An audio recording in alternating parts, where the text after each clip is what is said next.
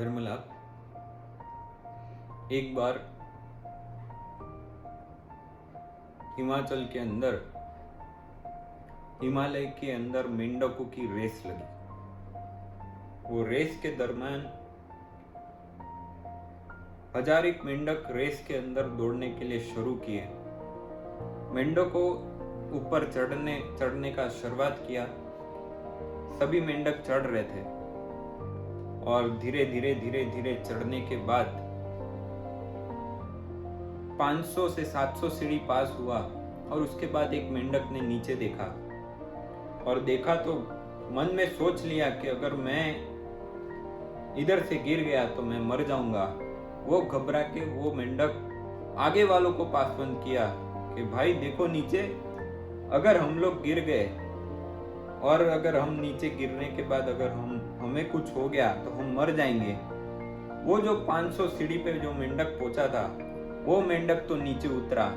1000 मेंढक ऊपर चढ़ रहे थे। वो 1000 में से एक करते सभी मेंढक धीरे धीरे नीचे हुए। आखिरी के टोच पे पहुंचने के लिए बस 3 मेंढक थे। 3 में से 2 मेंढक को भी यही न्यूज पास हुआ कि नीचे देखो, अगर गिर गए तो जीवन अपना फिनिश हो जाएगा, अपन मर जाएंगे। वो 2 में से वो 2 भी मेंढक आगे वाला जो एकदम टोच के नजीक पे जो पहुंचा था उसको भी बोल रहे थे, बट वो 2 मेंढक नीचे उतरे। वो मेंढक नीचे नहीं उतरा और वो टोच पे पहुंच गया और वो रेस वो मेंढक जीत गया।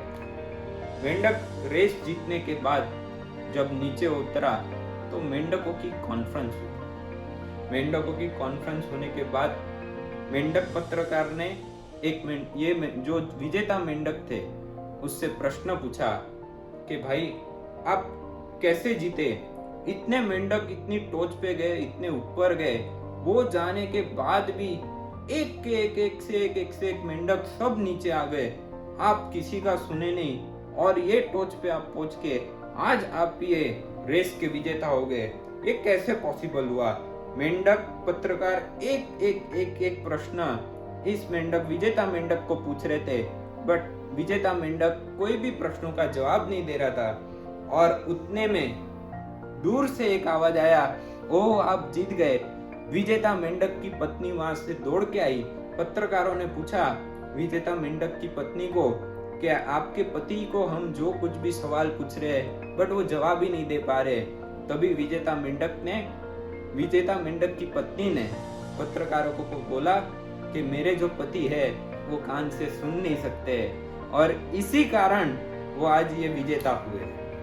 जीवन के क्षेत्र में आज इस दृष्टांत में से इतना ही हमें लेना है कि जीवन के कोई भी क्षेत्र के अंदर हम जब आगे बढ़ते हैं तो प्लीज किसी का भी सुन के मत लीजिए, अपना लक्ष्य पूरा कीजिए और अपना लक्ष्य पूरा करके अपनी शिखर तक के पहुंचे। यही सबको आज धन्यवाद।